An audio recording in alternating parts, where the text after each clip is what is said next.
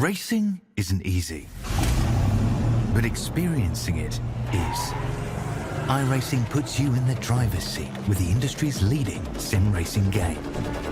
Drive on laser scan replicas of the greatest racing circuits from around the world.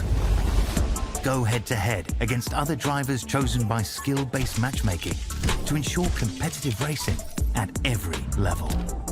Compete across all your favorite series. In officially licensed cars, engineered to deliver the most accurate driving experience possible.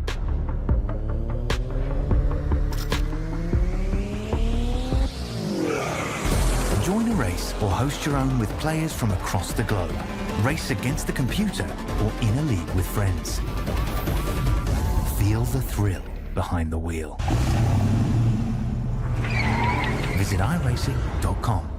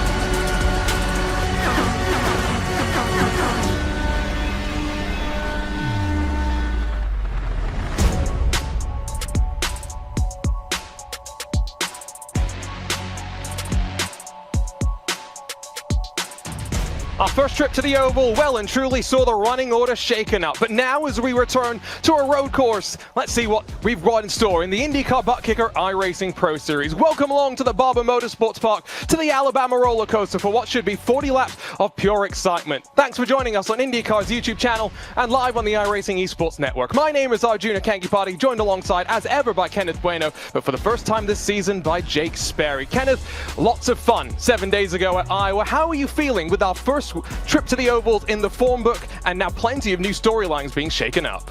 I feel ramped up. It feels like after the first oval race, it changed the entire complexion of the championship, which is something that we predicted in race 1 when we saw the entirety of this 2024 schedule. But in this return to the road course, Barber is much different than all of the other road courses we've encountered thus far. And as we go back into this rhythm of turning left and turning right, it means that those who struggled at Iowa can bounce back in a big way here in Alabama tonight. I tell you what. Sorry, go ahead, Jake.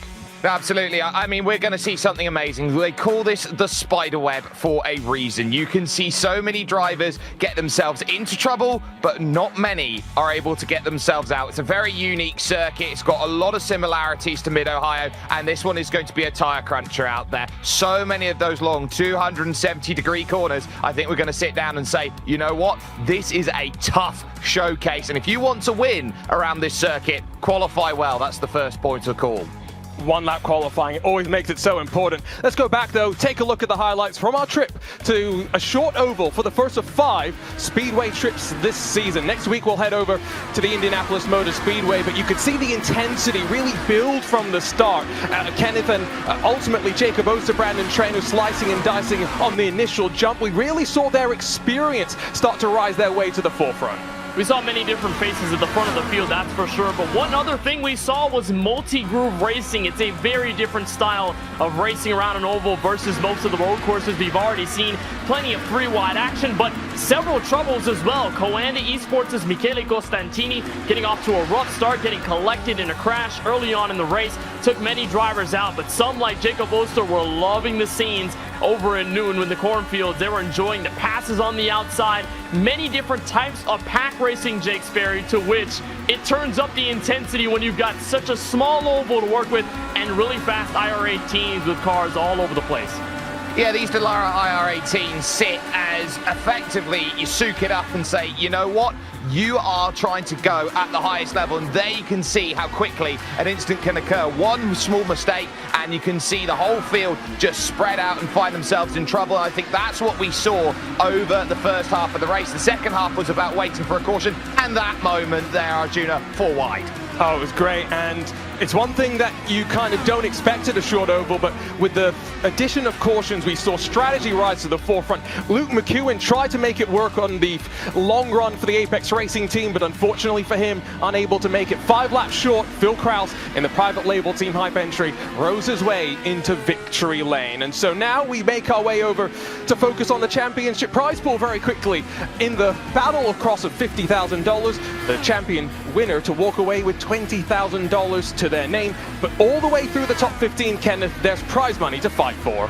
And that means that if you're buried deep in the standings going into this race, you still have something to play with. You can try your best to set that up. Even if you don't believe you're going to win the championship outright, Arjuna, try your best. You can still walk away with decent cash. 11 through 15 all gain the same amount of money. So if you want to shoot for the stars, go ahead if you've been struggling. But for everyone, they've got plenty of opportunity to gain a bit of that dough at the end of the season. But how about it, guys? Our third road course race of the season. We had 2 different ones at Indianapolis and Long Beach to kick off the year. But Arjuna, Barber Motorsports Park, a staple in IndyCar for a little while now. It's going to be fun to see how the elevation change and the technicality of the circuit alters how the drivers take it on. And a pivotal race in many ways, right? Because, Jake, after this, we've got Mid-Ohio, the WeatherTech Raceway, Laguna Seca, 2 more road course races to come, but 4 ovals, and with the form book really being shaken up in our trip to Iowa Speedway and seeing the rise of some of the more veteran oval teams. You take a look at the championship standings, you've really seen the likes of Phil Kraus and Robert Malechka leapfrog their way into the top 10 with just 1 oval race in the books.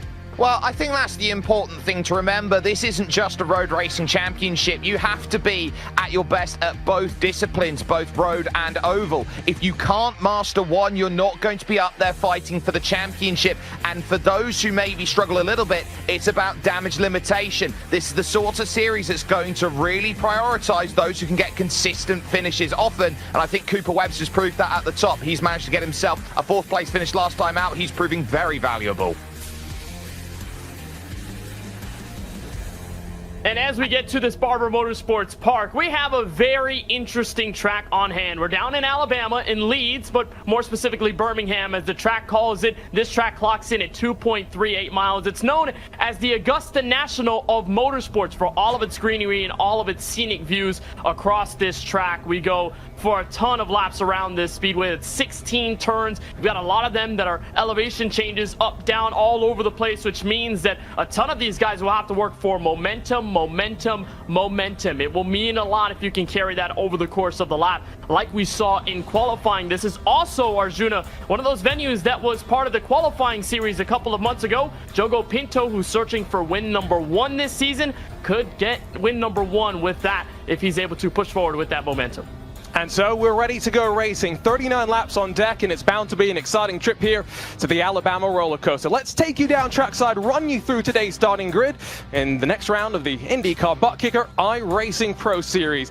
Jordan Caruso makes it 4 drivers on 4 pole positions to kick off the season. He's got his teammate Elliot Veyron, though, alongside for company. Just 0.02 of a second splits the 2 of them, with Michele Costantini just looking to finish a race with his former teammate Luke McEwen alongside. Cooper Webster, he really defended like like a lion when the series came here for the qualifying round. He's got Peter Berryman, the second of the Apex Racing Team drivers, alongside on row 3, with Michael Gianni, Gustavo Ariel through the rest of row number 4, and then Michael Romanidis and Phil Kraus making up the top 10, and the majority of the Coanda drivers really delivering with the pressure on. Sam Koiter is alongside of David Toth for Redline and Drago on row number 6, with Tamas Shimon, the Hungarian, in the number 57, alongside of Florian Lebigra for Redline's 02. Eduardo Leo, Diogo Pinto, they've got some work to do from back in the 8th row of the starting grid, hoping to maybe try and make strategy work in their favor, with Ricardo Rico and Xavi Ross lining up directly behind them.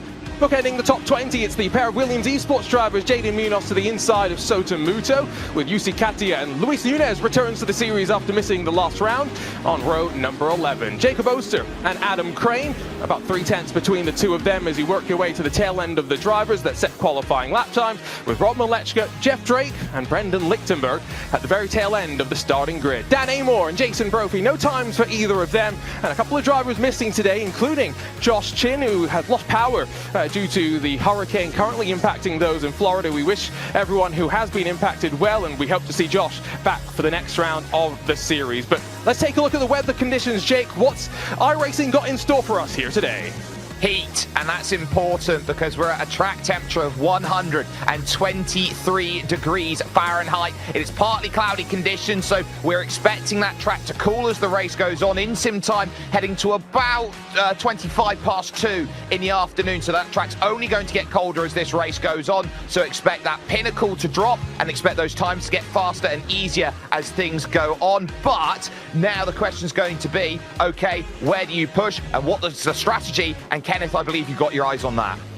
You do, and with the strategy point of the equation, you've also got an interesting race on hand. Last week at the Oval, we saw a bit of that strategy, but it mostly came down to how much fuel you had left and how much grip you had on the tires. Well, tires will matter again because we renew the conversation of compounds. We can switch between those red alternates that are faster on the short run but bleed off time as you progress through, or that primary which starts off a little slow but has less tire wear over that longer run. Remember, drivers do have to use both compounds for the entirety of the race. They have to pit at least once and make that switch. Plenty of guys at the front of this field already, starting with those red-walled side tires on the alternates, so they'll be quick on the long run. But with this being the longest road course, Arjuna, on the schedule thus far, it will point for a big tire wear conversation, especially as we head to halfway. It's a long road course, yes, but a short run down into turn number 1, and we've got that split on strategies, Jake, with effectively the top 8 or so all starting on the alternates. Absolutely. At the front, they want to break away, they want to build a gap, and they want to have that luxury of doing so. It's those drivers behind who are looking at the long game and trying to make that happen. There's Barney, and he's getting ready as the pace car, I believe, has just dived in. And so now Field is in control of Jordan Caruso. It's a 4th different pole sitter to open up this INDYCAR Buttkicker iRacing Pro Series season. Will we see a 4th different winner? Let's find out from the Alabama roller coaster. Green flag fly for 39 laps of racing, and instantly Caruso slides his way into turn 1 with his teammates trying to tuck in behind him. Important though, look, Luke McEwen's got an importantly decent start to run himself down to turn 2, but Kenneth, here they come, up towards the climb and in towards Charlotte's Web. And this is going to be one of the hardest points of the circuit, this middle sector from 5, 6, and then from 7, 8, and 9. It becomes real difficult, one of the slower corners on this track here at Barber Motorsports Park, and here you start the run down the hill. Everyone all good up until now, side by side. A bit through this top 10. This is a more narrow part of the circuit, down the hill to this right-hander. Beautiful stuff by the field, and one car sideways, but everyone keeps it collected over this first lap in the middle sector. I think it might have been Xavi Ross who's trying to make those alternate works from deep in the pack that find himself going for a slide through turn 7. But this is that section that so many drivers will be fearful of. The rise and the fall, the elevation change that unsettles the car. But for those drivers out front, they managed it nicely at the end of lap number 1. It's as you run between the top 2. Luke McEwen got the jump on Michele Costantini. What can he do from inside the top 3, Jake? Well, what can he do? The answer is apply pressure, and apply pressure early. When you've got a surname like Veyron in second position, as wide we see going through the opening section, one of the red line cars finding themselves a little bit off the road. When you get into an important position early on in the race and you go, right, let's settle down, let's attack. You've already dealt with one of the three in Michele Costantini. Elliot Veyron, with a name like that, you expect him to go fast. He's going fast, he's P2. But you've got to try and run against the system right now, pick them off one at a time. That's the focus that's going to be there, and that's how he's going to make his way forward. And so you see the left side of the screen, when it lights up, drivers on the push-to-pass system adds just under about 60 horsepower or so. Does use a bit more fuel, but you have the ability to dial that in whenever you want, and so 200 seconds across of the 39 laps. Drivers now let loose with that extra horsepower through the rest of the race. We're watching just on the edge of the top 10 where Phil Kraus under pressure from Florian Lebigra. In front of them looks like Peter Berryman trying to hold on to his 7th position. This is, though, that precipice, Kenneth, where drivers are on the primary compound of tire trying to hold on to the back of those on the alternates. And, you know, we're seeing already some guys on the primary tires jump some of those red-walled side cars right now, just so that later in the run, when the alternate tires begin to experience that clip, those guys on the white-sided primary tires, rather, they'll be on the right track and they'll be able to keep ahead. This is a 39-lap race, a little shorter on the number of laps because this is a longer road course. We clock in a little under 93 miles. But one thing that's big from the jump from Iowa to here, no caution. So you're going green all the way through. If you make a mistake and crash out, well, that's it. Your race is basically over. We'll keep an eye on how the push-to-pass system works because it's been a little while since these guys have been on it with the push-to-pass system. Some are already using it a bit earlier and quicker than others, especially at the front of the field as Caruso maintains control. And maybe no surprise that those at the front, the ones that are the most aggressive, trying to, like Jake mentioned, build their advantage. I called out Josh Chin missing today's race, but it does seem as though we're missing a couple more drivers. So I know Brandon Treno, Jose Soria, or Kevin Burrell. I think Jose Soria probably returning from Singapore, where he ran the last round of the championship, ran round 1, if I believe, from Hong Kong. So hopefully we'll see him back from next week's trip to Indianapolis. And you always want to win when you go to the racing capital of the world. No really big movers right now, Jake. The most that anyone's gained is 2 positions since the start. Have noticed that Tamas Shimon, though, he's dropped 4 positions since the start. So maybe just not getting the drop of the green flag very effectively as we take a look at him with Rico on his case. Well, Tamas Simon, the issue that he's run into, he's had a lot of the red line cars try and make their way through, and they've been needing to make progress after their slow start. So they looked at qualifying and they said, right, what do we need to do? Diogo Pinto, second in the championship, found himself 6/10 of a drift in qualifying. 6/10 doesn't sound like much, but that is 15 places off of pole position, which is a huge look as he goes through. There is Ricardo Rico looking to try and get himself involved up the hill through 12 and the long slow run through 13 and 14 and looking to try and put the power down as early as you can. You have to wait around here, Arjuna. I think that's the important thing to remember. This is a track that tests your right foot because it's how early do you dare press it to the floor. Long Beach was technical in its own ways because of the walls. This is technical because of that elevation, and like you say, listen, Rico is not even full throttle before he got to the bottom of the hill there, and being very, very patient right now, sat back in 18th position. I love this track. It's one of my favorite tracks in the world. I've done some racing here in this Dallara R18, and Kenneth, one thing that I'm going to say is you can go side by side down into turn 7. It's not a great idea, though. It costs you a couple of seconds here or there. You know, you'll go side by side. Sometimes you'll often end up with one driver alive and the other one probably crashed into a wall somewhere. So, you know, you really have to keep an eye on how careful you're going to be down that hill because it is relatively fast. Left-right, you got to go down into turn 8. That is a pretty long corner, so it takes you a little while just to get back on that throttle. You're watching off the rear wing of Phil Kraus, the winner from Iowa last week off of the Strategy Masterclass. He was able to pull off in the waning laps. He's one of those guys that comes into this race 6th in the point standings. After that win, it shot him up big time. But now he's holding off a sea of Redline cars and a host of others. Remember that Jake was talking about how Redline was trying to pick up to compensate for their lack of qualifying time earlier in the session?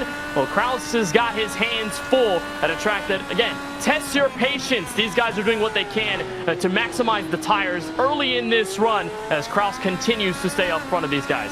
Kraus train building, but the gap up front to Sam Coiter, it's not grown that much, so that's something to keep in mind. Have seen a switch for second, though, as Luke McEwen jumps in front of Elliot Veyron. Not sure if there's a mistake from the commander number 19, but regardless, I think this is important. The pressure builds. We know Apex can be quick, and Jake McEwen starting to charge. Well, that was all the way down at the roller coaster section. So you take a look through 7 and over into 8. That's where the issue happens for Elliot Veyron. He's under pressure. He's having to make defensive moves for the first time into that section. He just overcooks it, goes a little bit too deep over the left-hand side curve, dropping down the hill. Nowhere to go. Big power moves being made going through. And there's a little bit of an overtake as that went for Cooper Webster. I believe we're just about to get a look at just how important of a move that was. And you're going to get an understanding here. Look, moves to the inside, covers off the move, that's one, but then goes a little bit too far. Look at that, front and rear, jumping over the front there of the curve, and that could have so easily have been some front wing damage. Elliot Veyron wasn't careful enough. The line down through turn 7 often sees you right, you can see there from Luke McEwen, left side wheels run in the grass, and sometimes you get some airtime as well, but this is not ideal. Kraus, I think, starting to see the pressure start to bubble on over. Labigra tries to make his move, but now 2 seconds adrift of Sam Coiter.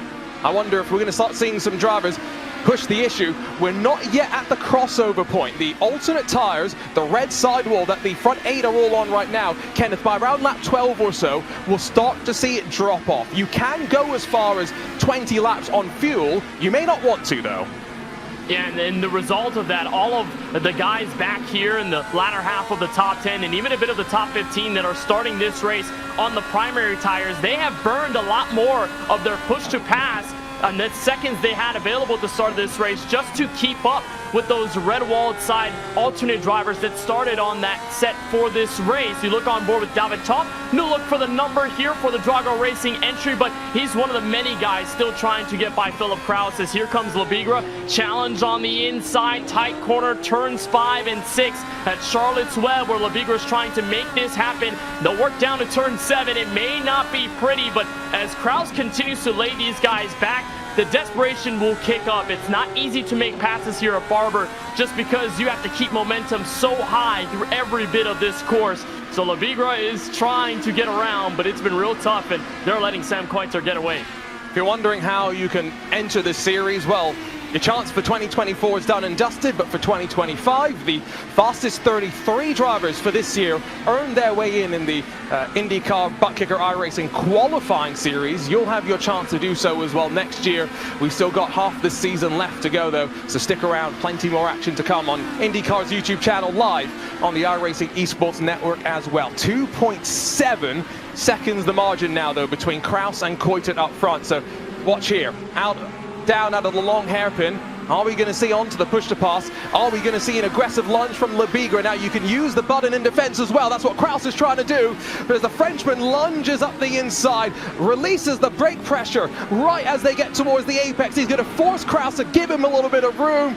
I think Kraus has got to get the message here. He won a week ago. He can't be fighting for a point here and there. Sticks his nose to the inside down through turn 7, but finally concedes. Jake, it's a great sequence, but Labigra gets released. Well, he needed that, because look at how much time they've dropped trying to get through. It's like trying to get yourself out of a rose bush. It's prickly every which way you try and make that move. Philip Kraus is holding on for everything he's got, because he knows every point on the road is going to be important when he can pick it up on the ovals later on in the season. So long as he can hold off, but it is a very talented train behind him. Top, Diogo Pinto, second in the championship and a former Porsche champion. Xabi Rose there, Eduardo Lea, Ricardo Rico, Tamat Simon. They'll all want through at one point or another, but keep an eye on who's using push to pass and who's not, because the driver who's used the least just happens to be P2 right now.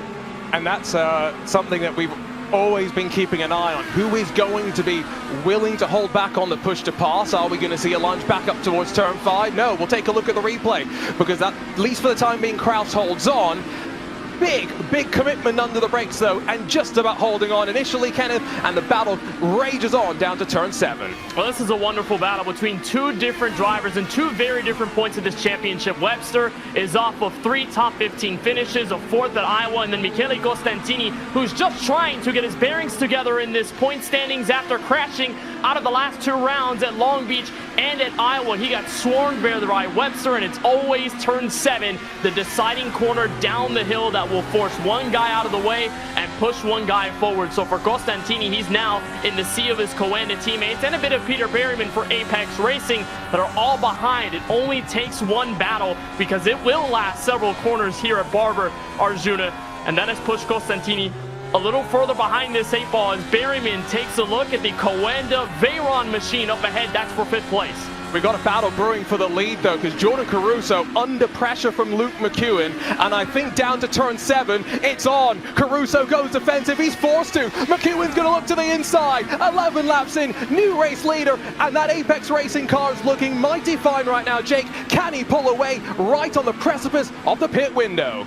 Well, Jordan Caruso is someone who drives with such a lackadaisical style. He's someone who's, look at him, he pretty much sits back and says, yeah, whatever will be, will be. He moved over to make one defense. It wasn't enough because Luke McEwen's got a rocket ship strapped underneath him at this moment in time. Absolutely flying, and he is looking like he is going to prove to everybody in the world just why he needs to make a huge climb up through the championship. Wonderful stuff on that move, and to go from 4th to 3rd to 2nd to 1st, he's done it just as the book would write it up, one at a time, how you should, and now he's got to think about building a margin.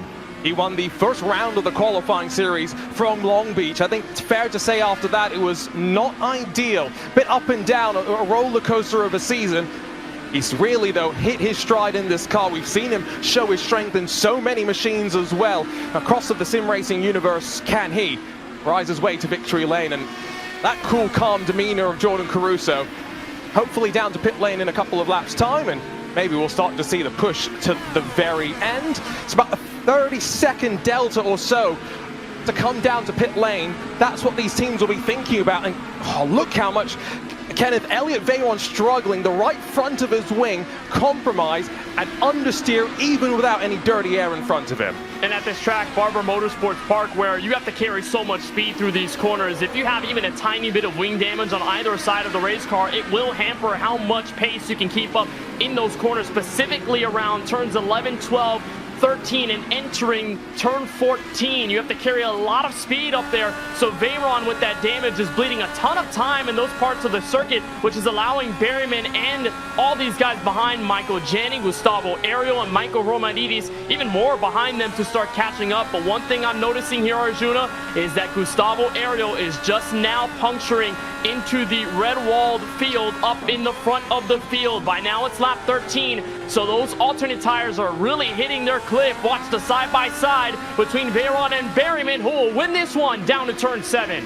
Berryman's almost used half of the push to pass, the 200 seconds allotment he gets, trying to fight his way through battles like this, so keep an eye on that. I've also been keeping an eye on Cooper Webster, who started to close to Jordan Caruso, so it seems as though at this phase of the run on the alternate compound tire, the Coanda cars may be starting to fall off a little bit more than those around them. Yes, Veyron's got some damage that's assisting that slowdown as well, but we did say we could see drivers to pit lane. That 30-second delta, though, might drop them into some traffic, so that's what they're going to be keeping an eye on, and that's a big look from Gustavo Ariel, Jake, as he tries to battle with Michael Janney, who gets on the pusher pass to hold on to turn 1.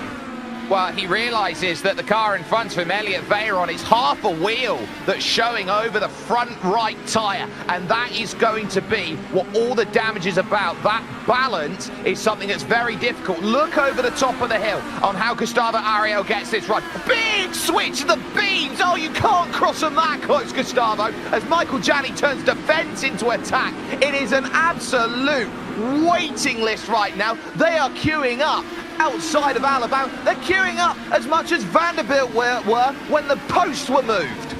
Oh, I love that reference. I tell you what, sign me up to this queue. I might even be able to get my way on through. My chance to battle in this series, though, is gone until 2025. You can head on to iRacing.com/INDYCAR-esports. Learn more about the drivers, see the standings, and maybe see where we're going after this. Indy in a week's time. Although I think now damage to the front wing of Gustavo Ariel. We see the rear end sliding around for Elliott Veyron, who is surely going to try and head to pit lane. No, he extends his misery, but one driver does bail. One driver is wise enough to realize this, and it's Michael Romanidis, Kenneth, that says, get me to pit lane, get me out of the madness. He's the first driver, Arjuna, to pit with these red-walled alternate tires, so that may be the calling card for all of those other guys at the front of the field who are just now reaching that crossover point to where guys like Ariel on those primary tires are moving through, and it is getting close. For Ariel, he's playing a very dangerous game, getting around Elliott Veyron. A lot of this, though, will utilize the push-to-pass system. I noticed that Peter Berryman burned a ton of it trying to get by Veyron and getting by Michael Janney to enter P5. And the same here goes for Ariel, who's just playing the waiting game downhill to turn 7, and he's going to bring his teammates with him. Kuytert Labigra, and the guy who's got the most push-to-pass available left to him right now, Diogo Pinto, the winner from the qualifying series race here. Here comes Gustavo down the straight. He'll back off a little bit, but he has to get the run down the entry of the corner. They're going to bang wheels, entering turn 14. And he made this move in the qualifying series, but with a little more ease. A real battle brewing between Redline and Kawanda as they're stacked up behind. Jordan Caruso is down to pit lane. I am amazed. If you're Elliott Veyron's crew chief, you've not said, come down to pit lane, get out of this, let's get that front wing damage repaired. He's off into the grass through turn 1. The damage, the time damage, continues to bleed off, and now around the outside, Florian Labigra is already on the push to pass. He's going to pass over the crest, climbing up towards turn number 5. Pinto stacked up to the inside as well. 1, 2, 3. Can Redline just plow their way on through? Heading off to turn number 7, Veyron squeezes his way out wide onto the throttle and should hold off Pinto for the time being, Jake. Well, you've got to look at what Elliott Veyron's doing, and I think he's a sacrificial lamb in the terms of this race. He knows what he's trying to do. He's trying to buy some time for those drivers who are on different strategies. His job was to hold Ariel up, and he managed that for 2 laps, to hold Kuytert Labigra, Diogo Pinto, the likes of all of those. That was his job, and the Parisian has been able to do that out there on track. So he's done a very good job. Of course, it's allowed the ability for Jordan Caruso to dive down into the pits, and I think that was a rather clever decision. Finally, we see more drivers in. Veyron will finally depart. He's done his job. He's down into the pits, and Xavi Rose will follow him in. And Jordan Caruso went straight on down at turn 7, that museum corner on his outlap. So you can tell they're pushing, and you know that cold tires do have an impact in this car as well. So it's the alternate Firestones off, it's a tank of fuel, and the primary, the black sidewall tires, the Firestone tires, to go on to their car. We'll see where they come out in terms of traffic. Caruso's come out, I think, into relatively clean air, so he's going to be relatively unperturbed in trying to get back up to speed. But Kenneth, we're into this pit stop window, and you know that drivers have got to execute. You cannot afford any slip-ups. And this is part of the difficulty going downhill in turn 7. You mess up that first part of the circuit and that part of the track, and you're going to miss the rest of the part of that downhill section in turn 7. You go right into the grass, and there's nothing to do but just hang on and hope that the car will carry you through the rest of the corner. That's a mistake that Caruso does not want to see happen again. It could have gotten much worse in that scenario, but you're right there, Jake, about that sacrificial lamb point. That allows Michele Costantini, who's been the best running Coanda driver right now, to stay up as long as he's had here in 18 laps total, where there is really no pressure for any of those guys on the alternate tires. There will be a point where they will have to enter pit road, but the longer they can stay on these tires and then push the harder tires later on, that will matter the most. So for Costantini, a wonderful rebound from what happened to him early at the Iowa Speedway race last Thursday, and as he pushes through to turn 7, we might see that Coanda Esports machine come down pit road at least within the next 3 laps. And this is what he needs. Going into next week's race from the Indianapolis Motor Speedway, where he's qualified on pole position for the Indy 500, the iRacing Indy 500 twice. He needs this confidence booster to kick him back into gear going into the 66 laps race. Every time we look at his webcam, it looks like the power of all the suns in the universe have been combined to be shone into his eyes. But let's not forget, very, very early in the morning for him, racing from Italy. One of the sacrifices, of course, that you have to make being in this competition, racing from Europe. You'll stay out on track, though, trying to extend the stint as long as possible. I think mainly just thinking about the margin that he's going to drop himself into behind. But in terms of fall-off, Jake, we haven't seen too much of it. Costantini's best lap of the race, 107.197. Right now he's doing 108.152s, right around what we're seeing from the majority of the primary compound tire runners. Well, the top four, with the exclusion of Luke McEwen, who's on a 108.0, they're all on 108.1, so they're doing what they need to at the moment, and I'd say it's quite even at there. There's the little look there as we take a look. That is a nice little bit of battling there, as there is that sense that Ricardo Rico finds himself right in the middle of Eduardo Leo and Philip Kraus trying to find a way through. But I like to say the phrase any given Thursday out there, Arjuna, and that's what Michele Costantini is as a driver. Any given Thursday, he could turn up and win a race. I love that. I mean, and that's why we've seen him succeed in special events as well, right? With the, different amount of machinery that sometimes he races in. Here, though, comes the race leader. So, end of lap 19 as Cooper Webster takes out to inherit the race lead. Luke McEwen says, time to get some fuel, some tires fitted to my Apex Racing number 96. And Kenneth, he's going to see where he releases back out onto track and how close to Jordan Caruso he truly is. Well, Caruso will start emerging back. He's in 17th right now, and for the stop that McEwen and Berryman will implement, they will have a great exit to turn one. They've got pit stalls that are right in front of the start-finish line and right behind the iRacing official pace car. So out goes McEwen. Caruso is just now getting out of turn one, so McEwen on the fresher tires will have the benefit of the doubt as he'll try to catch up to Sotamuto, the car up in front, in 13th. So wonderful strategy there for McEwen here, who, reminder, Arjuna, ran out of fuel or was very close to it Iowa last week and had to pit with under 10 laps to go. He wants to ensure that does not happen once again in this race to take him out of a possible win this season. So here is Caruso behind the Nexus Esports driver Luis Nunez as current race leader Cooper Webster rolls his way to pit lane, and he sat himself in a very good place right now overall in the race picture. Even if he doesn't win this race and become the first repeat winner over the course of the 4 rounds we've had so far, he is very much looking to continue to establish his championship advantage as we see the rest of the field starting to make their trips down to pit lane. And I think whether you started on the primaries or the alternates, now's not a bad time to start to think about the switchover. 19 laps we saw, but the alternate tires can do that from the drivers from the front of the field. There goes Cooper Webster. He's not going to be that close to Luke McEwen. He is, though, marginally in front of Jordan Caruso.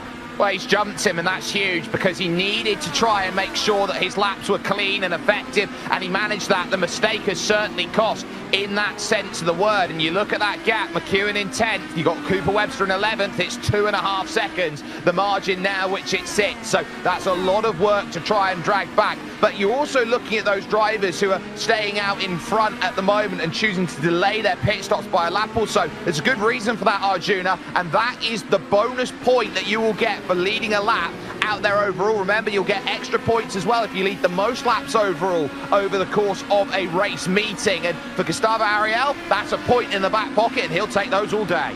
And we've seen championships come down to single digits. Luke McEwen won last year's British Formula 4 Esports Drivers' Championship on a countback that went all the way back to 5th position. That, though, is a very, very unhappy Michele Costantini.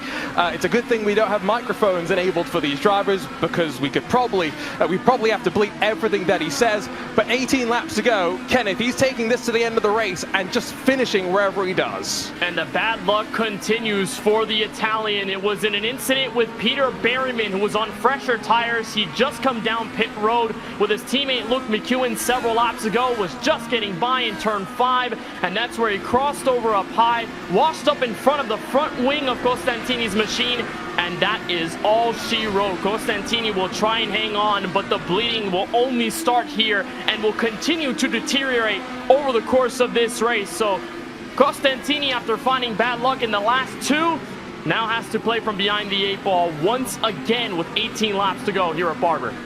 It's going to be an uncomfortable rest of this morning for him, I guess, because rather early for him. But still, let's take a look at, well, I guess him pulling to the side of the track first, but also exactly how this unfolded. So off towards turn number 5. Jake, walk us through this. Well, Peter Berryman throws one down the inside, and it just gets a little bit tight. You saw there how Peter Berryman oscillated over that curve. Basically, he wouldn't have had the ability to get as much turn as he'd want to try and make sure he'd have that clearance to stay narrow on the inside. That's why he washes out to the middle of the circuit, catches Costantini on the cross, and Costantini's back in. And when former teammates decide they want to go at it together like that, Well, it is Michele Costantini who goes, why is it always me, a la Mario Balotelli? And there's already been plenty of tension between the two teams. I can only guess that's going to add some more fuel to the flames. Right, so we're waiting for, I think it's about 10, maybe 12, still yet to come down to pit lane, but the majority have made their one, and in most cases, only trip down to pit lane. So it's mostly red line drivers up front. You can see on the left side of the screen the pit stop lap that the drivers have come in. Phil and the Bigra, Phil Kraus, they come in at the end of lap number 23, so that's going to mean 16 laps for them to push to the end. The advantage of this, Kenneth, at the end of the day, is they have to do less laps on the alternate compound of tire, which we know it wears a little bit quicker. The crossover lap of maybe around lap 12 or so gives you a little bit more margin to play with. Well, you know the saying, less is more. If you can minimize the amount of laps you have to run on the alternate tires, well, that will mean you're going to get the most grip. You'll hit that sweet spot that I mentioned back in round 1 at Indianapolis, and that's where you can make the magic happen. The only problem is track position, where you're going to get out from pit road, because we saw how much it changed drastically with those guys who had to come in to make the primary tire stop, that are now at the back of the grouping here with the likes of Berryman, you know, Costantini in that group, Cooper Webster, Jordan Caruso. So in this case, it will be important to see where you come out on track, because if you can remain ahead, that means that you will have a massive gap. And the leader, Gustavo Ariel, is bringing his red line teammates with him. Top 4 are in this time by. So Jaden Munoz has done a great job in the Williams Esports 24 to save a bit more fuel. You can see the very damaged race car of Jacob Oster. He's just had an incident and become the first DNF officially of the race. Everyone else is still out there and running. What happens, though, in the battle across and over the strategies, as we see down back to turn number 1, diving and slicing their way on through. Jordan Caruso looks very, very comfortable. Where's Gustavo Ariel going to feed himself out, though, in relation to the rest of the chasing pack? Florian the Bigra, Diogo Pinto, Sam Coiter, they've all slotted into line behind, and so now the gap between Gustavo Ariel and the net race leader Luke McEwen is 12 seconds. 15 laps, Jake, to make up 12 seconds on track.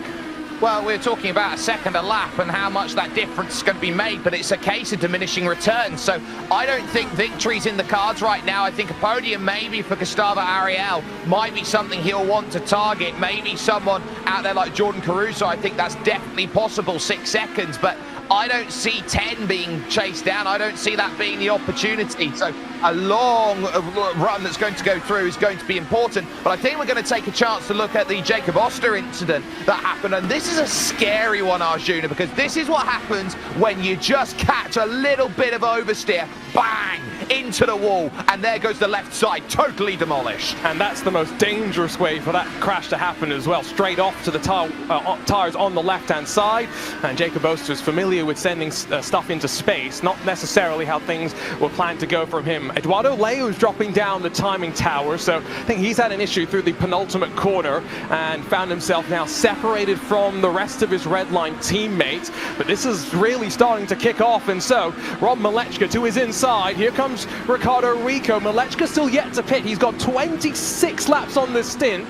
That's a great job on fuel. Not ideal when it comes to those around him trying to slide their way on through. His teammate Phil Kraus has been able to get forward.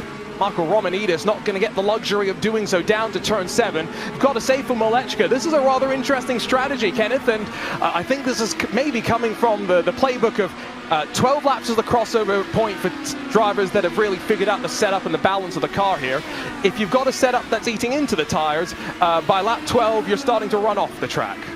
And for Malechka here, this is a case of I started way back in the field. I did not have track position as my benefit on lap number 1, so I'm going to push this stint as far as I can. He's gained 15 spots since the drop of the green flag because of that strategy to stay out, and this pitting from about 16th will bleed him some spots, but he's hoping that the fresh tires will help him counter for everything that's gone on beforehand. For Malechka, he finished second with the strategy that he played at Iowa last week, was able to get a phenomenal end to that race. and now just playing piggyback here off of a wild strategy that could go his way in the final 13 laps as this battle for 12 continues to heat up. Thomas Simon, who pitted about 4 laps ago, has some of the less push to pass left in this field, but even less for Romanidis, Jaden Munoz, and Michael Janney. A whole host of cars in this battle, about 5 cars deep.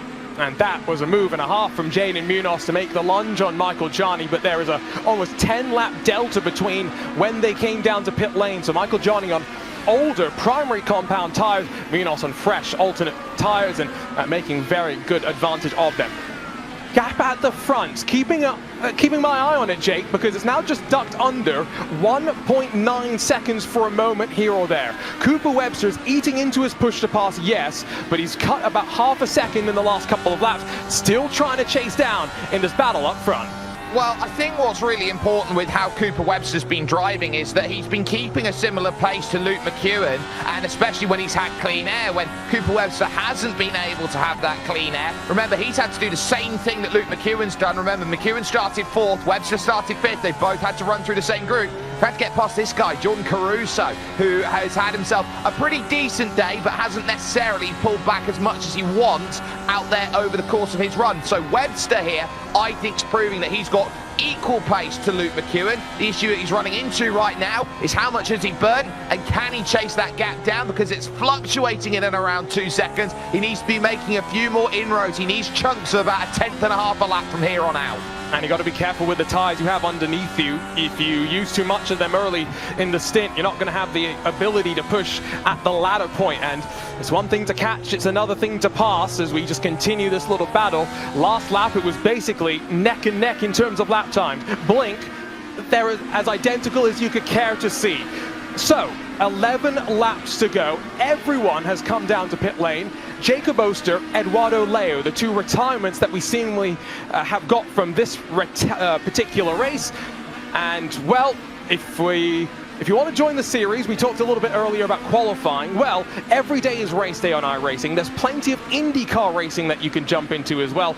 Jump onto iRacing.com. New memberships are 40% off. Start your iRacing career and start your journey to the 2025 INDYCAR Buttkicker iRacing Pro Series. Who knows, you could be racing amongst one of these 33 drivers and battling for your share of $50,000. Kenneth, that gap, you can see what it means in terms of points. Not much for Cooper Webster. Yes, there's a 10-point swing between first and second, but ultimately, right now, what he really wants to do, 4 rounds into this championship, consolidate his lead up front as Luke McEwen slides his way to second. And this is going to be monumental here for McEwen, a rally of a comeback, if you will, especially if you talk about the what-if that could have happened in Iowa. Had Luke McEwen had enough fuel, had he been able to save enough till the end, he would have been a winner. He probably would be the points leader if he was in this situation right now with a chance of going 2 in a row. That's not the situation here, but McEwen is in a primal spot to take away this win as Ricardo Rico has to hold off the American Phil Kraus on the outside of turn 5, a long corner. Rico lights up the rears, so does Kraus, but this will make it a side pod to side pod battle in the run to turn 7. Kraus sneaks out again, but it's all looking for that entryway down the hill. If Kraus can arc it underneath, he does. The nose will creep up to the rear wing, and it is nose to tail down the straightaway towards turn 8 to 9. And Rico's got 11 seconds of push to pass left. He's going to have none by the time we get to 8 to go at this rate, and they've got to be careful. I almost thought they were going to make a bit of contact to the front wing there, heading down to that roller coaster. Kraus has to have some patience here. 51 seconds of push to pass to go. You can see Rico struggling with the balance of the car right now, and to the long way around. 3-lap fresher tires as well for the private label team number 99, and off to turn 1. Speeds in excess of 250 kilometers an hour. I mean, that's confidence, that's bold, and Phil Kraus makes it work, Jake. Wow, that just takes commitment. 99, how about a full 100? That was magic. And Rico, yeah, having a look, and he's just realized what he's seen go through, and now he just thinks, oh no, maybe not. This is not what I'm hoping for. Tough behind Munoz, Tamas Simon. He realizes that he might be struggling a little bit out there, and I don't think he wants to be too particularly in this group at this moment in time. He knows how important this race is to him right now, and he knows that he's just lost 9th place and he might lose 10. And you look, There's no battery. Oh, there's no push to pass left for him. He is out, and it's a long road from here. And his teammate David Toth stacked up behind. Well, he's just turned 29, so happy birthday, belated birthday to David Toth. There's some free points for you up the road in your teammate's car.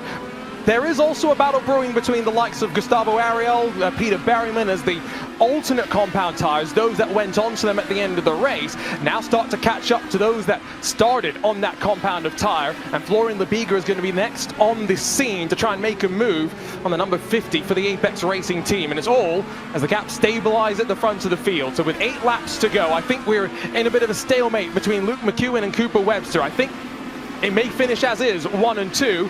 I think it's behind where the battle's really going to be. There's the look up the inside, and will it work? Bouncing over the curves goes Peter Berryman. Lebiger gets through. Here comes Pinto as well. It was equalized tire smoke between Lebiger, Pinto, and Berryman, and that run down to turn 7. Berryman just getting hounded here by all of the red line cars. The only problem is that this may be the most that this red line group can gain from here on out to the end of the race. I was watching Ariel. He has some of the least push to pass available left in this top 5.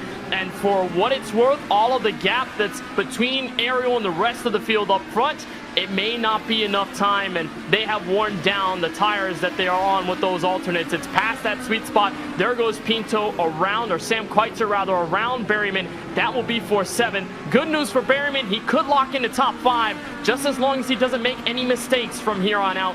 Phil Krause is still a couple seconds down the road. So at this point, Arjuna, it's if you made the bed, you got to lay in it and go to sleep. Everyone is in their zone in the winning laps. And Jake, one thing that I'm just thinking, right? Peter Berryman is, what, 12 seconds or so adrift from his teammate up front, who, same strategy right from the start of the race. The only thing that was slightly different, where they started and how much they were able to work forward at the start of the race. Strategy in short races like this, with a field as competitive as this, it's so difficult to judge as to what strategy is the right strategy, because you don't know how the rest of the race is going to go.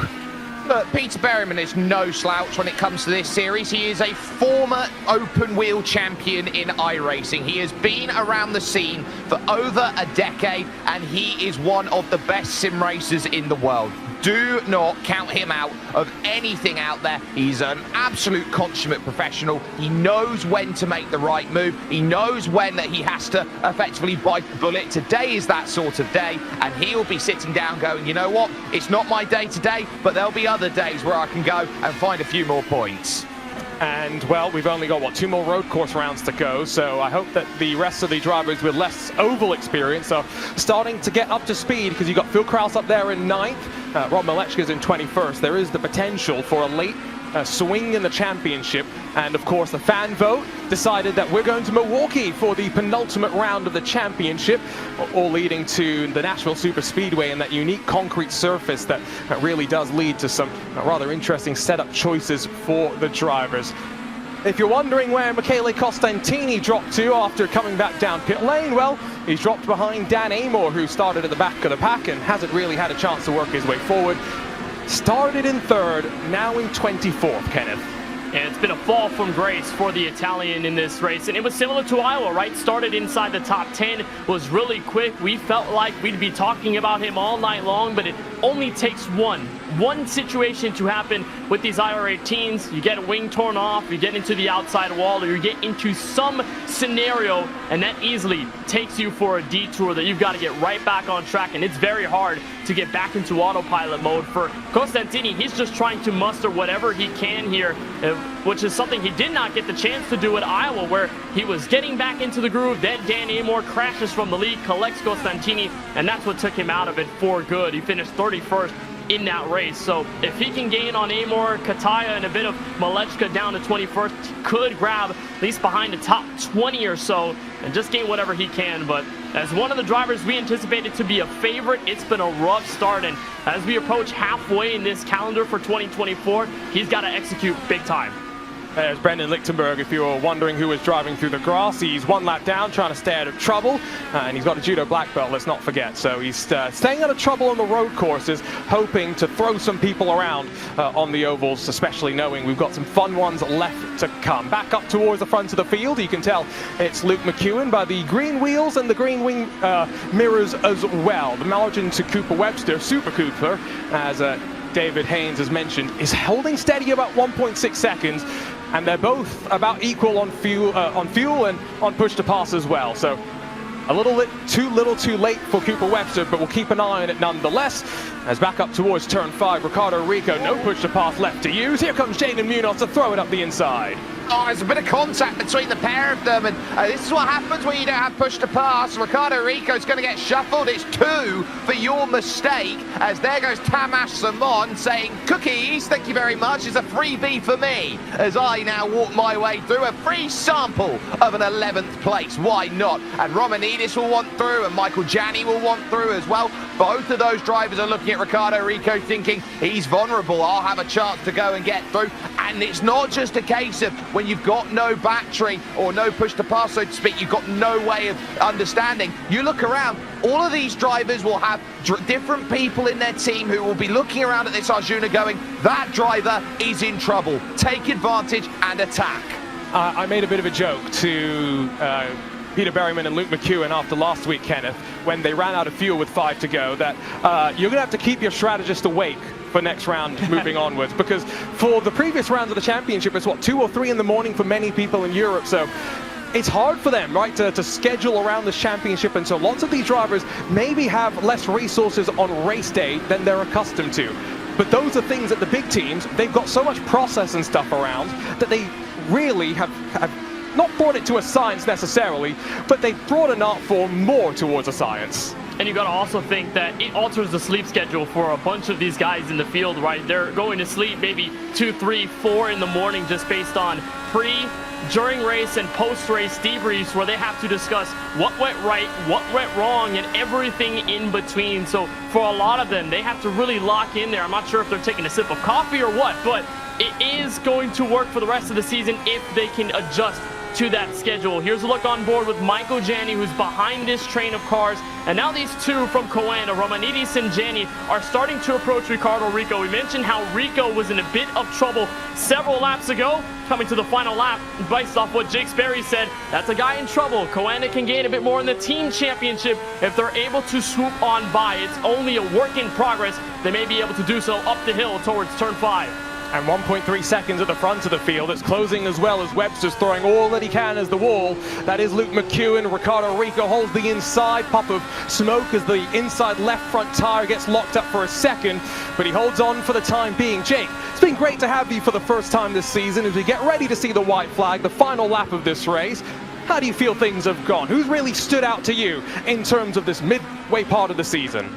Well, you can't look beyond the driver who is leading this race in Luke McEwen. He is someone who is very much going to be the next Peter Berryman. He's someone who very much could go out there and eclipse him in terms of his talent level and could be a dominant force for years and years to come. He has done a wonderful job out there at the front of the field, dominating the proceedings after taking that point. But you look around at this entire group, and I have to say Philip Kraus has actually done a really good job holding on. I know that his road course skills aren't necessarily the top of his level, but what he does on ovals pretty much will put him instead. Do not count him out for the championship. But you look right now at what Cooper Webster's done. He's thrown everything right now at Luke McEwen. He's just run out of road.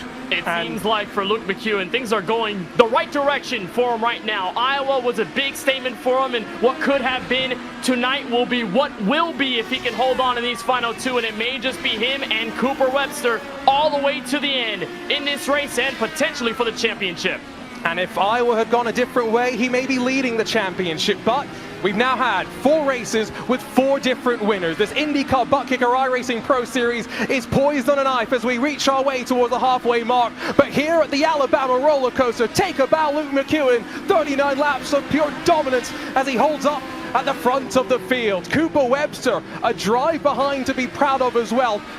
Couple more laps, he might have been right on the case, and Redline really showing why they are maybe one of the best teams in all of sim racing, with numbers up inside of the top 10. Coanda dropping back a little bit on strategy, Jake. What a race we've just had.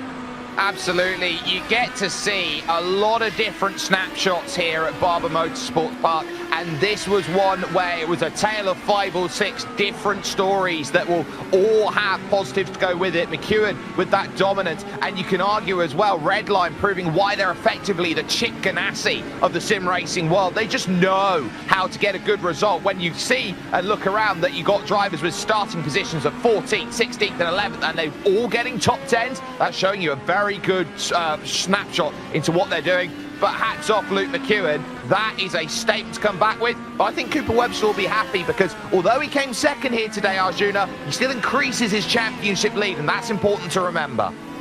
And it's a championship that's going to be won through consistency. And Webster, already showing us that he can deliver on the ovals when he needs to, continues to prove his case on the road courses as well. But it's all eyes towards the Apex Racing team as Luke McEwen puts it up front to the number 96 Chevy Dallara IR18. Cooper Webster slides in second. 1.2 seconds the margin between the two of them. And pole sitter Jordan Caruso, second consecutive week, pole sitter slid back in the middle and latter stages of the race. And then the sea of redline, Gustavo Ariel, Florian Lebigra, Diogo Pinto and Sam Coitet all in front of Peter Berryman with that different strategy really proving a talking point over the course of the race. Peter Berryman just in front of Phil Krause, one of Jake Sperry's highlights in terms of driver performances, with Jaden Munoz rounding out the top 10. 11th for Tamas Shimon, 12th for Ricardo Rico. Again, remember, ran out of push to pass in the closing stages and really was defending hard. Michael Romanidis just in front of his teammate Michael Gianni, with David Toth, Elliot Veyron, and then Javi Ross Sotomuto some ways in front of Luis Nunez and Adam Crane. Starting to get back to those that struggled a little bit more, all things considered. Rob Malechka in front of Michele Costantini. UC Katia, Dan Amor split by just half a second between them for the battle for 23rd position. Jason Brophy finishes in front of Brendan Lichtenberg in what is a very important fight between the two of them to not be lost on the road courses. Jeff Drake, Eduardo Leo, and then Jacob Oster, the rest of the top 29. Remember, 4 drivers, unfortunately, are not in action today. Tell you what, we've got 1 driver in action. That's Luke McEwen in victory lane. He's standing by with Kenneth Bueno, ready for a chat. From heartbreak to a heartwarming moment, Luke McEwen joins victory lane for the first time in this 2024 INDYCAR Buttkicker iRacing Pro Series season. Luke, it was a wonderful standout from you for most of this race. How much of a breakthrough is this for you to grab this win in this fashion, especially after what happened at Iowa last week? Yeah, like it feels really good. Obviously, yeah, like you said, Iowa was far from ideal. It was just lack of experience really on the ovals. I think it was one of my first, maybe second short oval race, but yeah, we knew we had decent pace coming into here. We felt good in the qualifying series, and yeah, it feels nice to get a win under our belt. Yeah, I'm sure there'll be more to come. And this win will thrust you in the championship standings even further, especially after several good weeks to start this season. How much does this change your perspective as we breach halfway, head to Indianapolis, and get closer to that championship finale?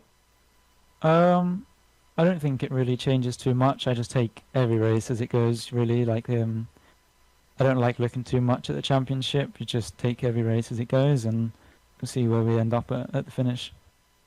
Well, Luke, it was a wonderful win, a huge comeback from Iowa, and you put yourself in a primal spot to gain that championship at season's end. Congratulations on the win. We'll see you at Indianapolis next Thursday. Should be a fun one. Thank you. See you in a week. That is Luke McEwen, the winner of tonight's race from Barber Motorsports Park. But right behind him is the current and still points leader of the series into this round. Cooper Webster joins us now after finishing second. Cooper, a strong race overall. Was this race more about consistency for your sake, or what was it about mindset-wise going in? Yeah, I mean, I was a bit more nervous going into this round just because, leading the championship, so there's a bit more on the line, but the prep was the same as Long Beach because it worked so well. And going into the qualifying, I was a little bit off my teammates, but in the actual quali, I pulled my finger out. So I was really happy with that. And then the beginning of the race, I just wanted to kind of stay where I was, not do anything crazy. Like you said, the mindset, I was on the mindset side of just being safe. But the Coanda car's race pace wasn't there at all. So yeah, I just picked those guys off, and then I think I was driving really well at the end to try to hunt down Luke, but yeah, he was too good, so well done to him.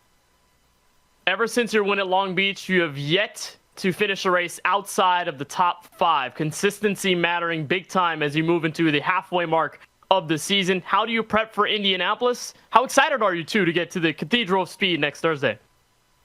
Not very excited because I really struggled at Iowa. And I think my 5th at Iowa was a fluke because I was slower in the race and then got lucky with the strategy, stayed out in that first safety car, and then brought it home. But yeah, it's going to be tricky. But I mean, Iowa can go really well. So there's always hope, and I'll just keep pushing like I have been. Well, we know anyone can find magic at Indianapolis. Points leader coming in, points leader coming out of this race. Cooper, thank you for joining us, and congratulations on the P2. Thank you very much.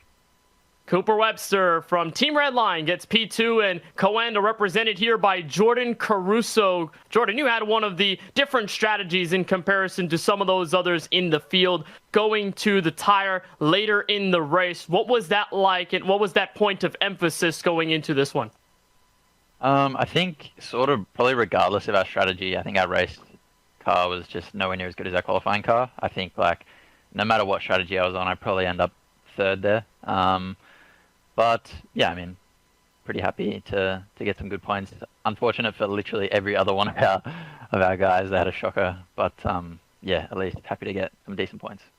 Well, for here, it's your best series finish thus far in 2024. I'm sure that'll mean a lot heading to Indianapolis. How do you and the Coanda guys prep for that one? I know Michele Costantini, among those in your team, are strong there. So what do you guys push forward going into that one?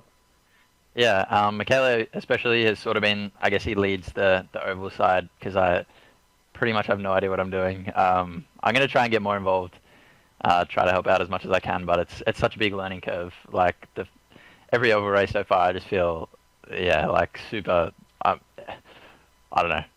Yeah, not very comfortable, but I'll try to put in the time and get more comfortable. But yeah, it's good to have guys like Michele. And I mean, all the rest of them have been really good to work with. So hopefully we can have some better results on the ovals. Well, it's a step in the right direction. 3rd place here from Barber Motorsports Park. Congratulations on the podium. We'll see you at Indy next week. Thank you. Arjuna, that is your top 3 finishers from Barber Motorsports Park in round 4.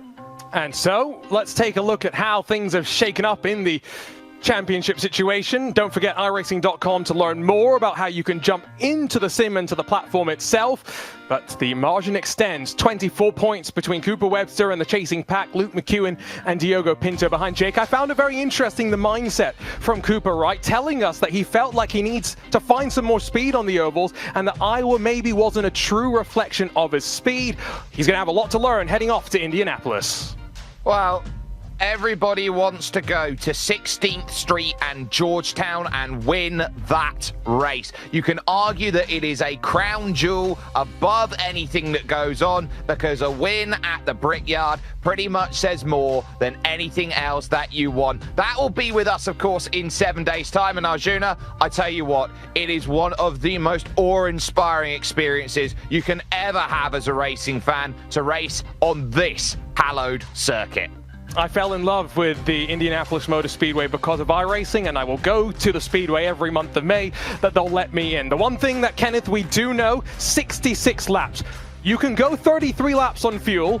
This could end up being a fuel margin race if it goes a certain way on strategy, and that's where the 2 iRacing Indy 500 broadcast winners that we have, Rob Malechka, defending champion from 2024, and the king of the bricks, Brandon Traynor, the only multi-time winner of the race, they will have a definite advantage. And this is again where those oval specialists can play spoiler in the championship. This, though, is a track that celebrates all different types of race car drivers and can give that Borg-Warner trophy to anyone, regardless of your background and regardless of where you come from. So Indy may just be the biggest wildcard race of the season, but it's classic to have this Cathedral of Speed midway through the schedule, as it will all change after that. It's fitting that the only track that we visit twice is the Speedway. Can't wait for it. 66 laps on deck and the second of our trips to the Speedway. But what a race at the Alabama roller coaster. A fourth different winner in 4 races to open up the season. We've got a long way still left to go before we crown our champion over at Nashville. For our team behind the scenes at iRacing, for Jake Sperry alongside Kenneth Bueno and myself, Arjuna Kankipati, thanks so much for your company. We'll see you next week from the Brickyard. Can't wait for it here on the iRacing Esports Network.